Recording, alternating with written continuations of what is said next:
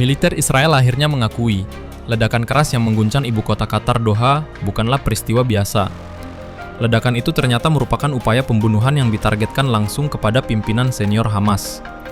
Informasi ini dilaporkan oleh Al Jazeera pada Selasa 9 September 2025.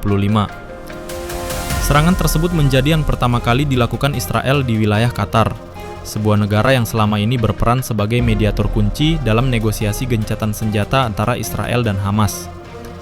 CNN juga melaporkan, selama bertahun-tahun para pemimpin Hamas memang menggunakan Doha sebagai markas utama mereka di luar Gaza. Langkah Israel menyerang Qatar, yang notabene adalah sekutu penting Amerika Serikat sekaligus mediator internasional, menandai eskalasi besar dalam konflik multifront yang kini meluas di seluruh Timur Tengah. Media Israel mengutip pernyataan seorang pejabat senior yang menyebut, target utama serangan itu adalah Khalil al-Hayya, negosiator utama Hamas dalam perundingan gencatan senjata.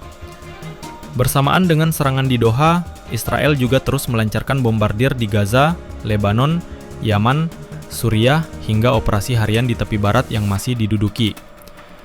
Dalam pernyataan resminya, militer Israel menegaskan bahwa operasi ini merupakan serangan terarah, melibatkan Angkatan Udara bersama Badan Intelijen Shin Bet.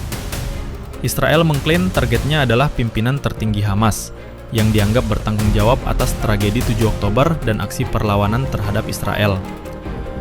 Israel berdalih, sebelum serangan dilakukan, mereka telah menggunakan senjata presisi dan intelijen tambahan untuk meminimalkan korban sipil. Namun, Qatar langsung bereaksi keras.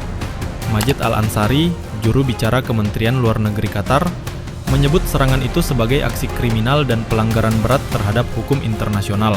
Ia menegaskan, serangan ini tidak hanya mengancam warga Palestina, tetapi juga langsung mengancam keamanan dan kedaulatan Qatar. Qatar menolak mentoleransi apa yang disebutnya sebagai tindakan sembrono Israel, dan menegaskan investigasi kini tengah berlangsung di tingkat tertinggi. Seorang pejabat Hamas kepada CNN juga mengonfirmasi bahwa negosiator kelompok mereka benar-benar menjadi sasaran. Hanya sehari sebelum serangan, Khalil al-Hayya diketahui bertemu langsung dengan Perdana Menteri Qatar, Sheikh Mohammed bin Abdurrahman Al Thani di Doha. Ledakan itu terjadi di kawasan padat penduduk, bukan di area terisolasi. Koresponden Al Jazeera, Suhaib Al-Asa, menegaskan bahwa aparat keamanan kini memprioritaskan pengamanan lokasi dan evakuasi korban, mengingat area tersebut sangat sensitif karena dekat dengan pemukiman warga. Serangan di Doha ini terjadi kurang dari 2 minggu setelah Kepala Staf Militer Israel, Jenderal Eyal Zamir, menyatakan secara terbuka bahwa Israel akan memburu para pimpinan Hamas dimanapun mereka berada, bahkan di luar negeri. Sebagian besar pimpinan Hamas berada di luar negeri, dan kami juga akan menjangkau mereka, kata Zamir pada 31 Agustus lalu.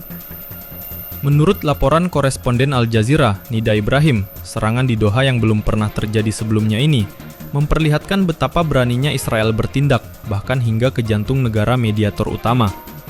Dari Aman, Yordania, jurnalis Hamda Salhut juga menilai, serangan ini memiliki pola yang sama dengan pembunuhan Ismail Haniyeh di Teheran beberapa waktu lalu.